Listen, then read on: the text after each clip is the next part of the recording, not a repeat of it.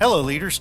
Hey, this is Paul Grau, and welcome to Run to Your Leadership Challenges, the daily show that equips team leaders to lead through the challenges they face every day.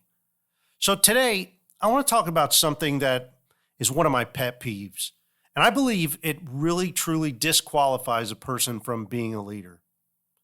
And before I begin, I want to thank you for listening, and I hope you continually gain value from this show.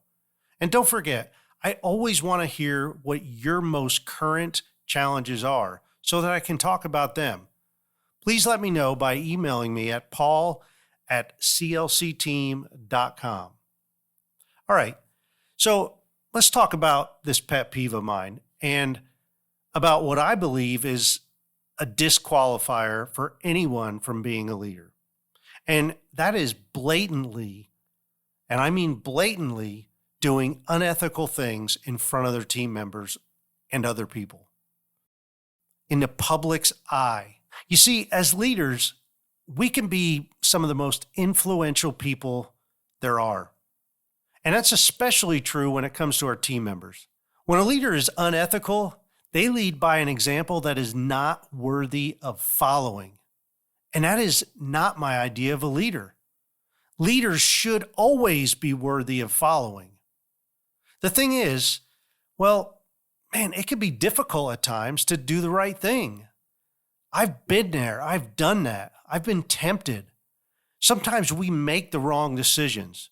And if those wrong decisions turn out to be a benefit for someone or something, we may have the tendency to do more of what's wrong to get the results that we want, even if it's a little bit unethical. Sooner or later, these actions and behaviors can become second nature to do things that are wrong in order to get the results that we want. And when it gets to that point, man, it becomes a slippery slope for leaders. It's at that point that we really need somebody who can stand up to us and tell us that we're getting off track. Now, this is, of course, where accountability partners come in, and just having people on your team that feel comfortable coming to you and talking to you. Heck, in this day and age, it's almost commonplace to stretch the boundaries of ethics. I mean, after all, for many people, it has become expected. And it really kills me to see it, especially when leaders are the ones doing it. Man, there's nothing that really bugs me more than when I see a leader just doing what they know is wrong and getting away with it. So I've approached some of these unethical leaders before, and I've discussed certain things that they're doing wrong and that were unethical. And their response was always something like, well, everyone does it. What's the harm? It is what it is. And man, those kind of responses from leaders, again, they just tick me off, because as leaders, we need to be the ones that are not going with the flow if it's wrong. We need to be the ones that say, hey, everybody's doing it, but we're not. Even if it puts us a little bit behind, even if it gives us a disadvantage, because what's wrong is wrong. And we need to be the ones that say enough is enough. We need to be the ones that put an end to the unethical things in our organizations. We need to be that leader that stands up to other leaders that are being unethical. And we need to stand up for what we know is right, for what we know is ethical. Today's challenge, I just want you to examine yourself and try to uncover anything that you may be doing that is maybe skirting the line of being unethical, or maybe even stretching the truth or stretching the rules just a little bit. Because if you think about it, stretching that rule or policy just a little bit, if it's done in front of your people, man, you have just stretched that policy and established a new line of acceptability. You have changed that policy because you've done it in front of your people. And now you're setting them up to do the same thing. And that's wrong. I get it. Like I said, I've been there.